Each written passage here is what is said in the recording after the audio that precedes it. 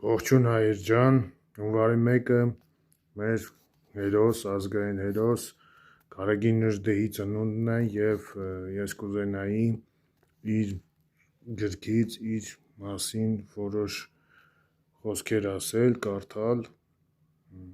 և սկսեմ։ Իսկ հայ կապիտալիստները արժե խոսել սրանց մասին, չէ՞ որ սրանք ազգ չունեն, հայրենիք չեն ճանաչում, չէ՞ որ սրանք սրբազան հայրենիքը շահնշատ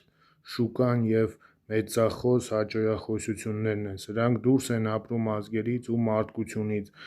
պարտականություններ չունեն սրանք, մարդ չեն սրանք, ահա այդ վատ սրտի ու լավ ստամոքսի տերերը, իրենց նյութական բավականությունների համար միայն ապրող մարդատիպ անասունները, որոնք օտարի համար աշխատող ազնիվ անասունի արժեքն իսկ չունեն, տմարդ արարածներ, որոնց մասին ասել է մի գրող. «Զարկ կրծքին, դատարկ ձայն կտա»։ Կա մի կարգադրություն, ասում է հռչակավոր Ռոբերտ Պիները, որը պետք է համարել որպես էական մասը ընդհանուր դաստիարակության։ Խոսքը ժողովրդական տոների մասին է. «Հավաքեք մարդկանց ու դուք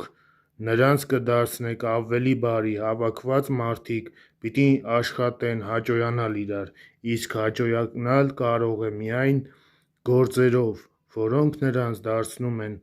հարգանքի արժանի, տվեք նրանց միության մի ուժեղ մղում, բարոյական, քաղաքական և սերը դեպի ազնիվ գործեր բավականության հետ, կթափանցեն նրանց սրտի մեջ ամենափառավոր տեսարաններից, դա ժողովն է մի մեծ ժողովրդի։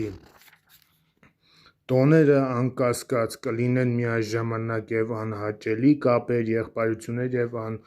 ամենաուժեղ միջոցը՝ վերածնությունը։ Ունեցեք ընդհանուր տոներ հանրապետության համար, ունեցեք մասնավոր տոներ ամեն տեղի համար, որոնք պիտի վերականգնեն այն, ինչ որ եղել է, կործանեն անցքերը, թող բոլորը ճգնեն արծարծեն ազնիվ զգացումներ, հրապուրեն ու զարդը մարդկային կյանքի, ազատասիրության, ոգևորության, հայրենասիրություն։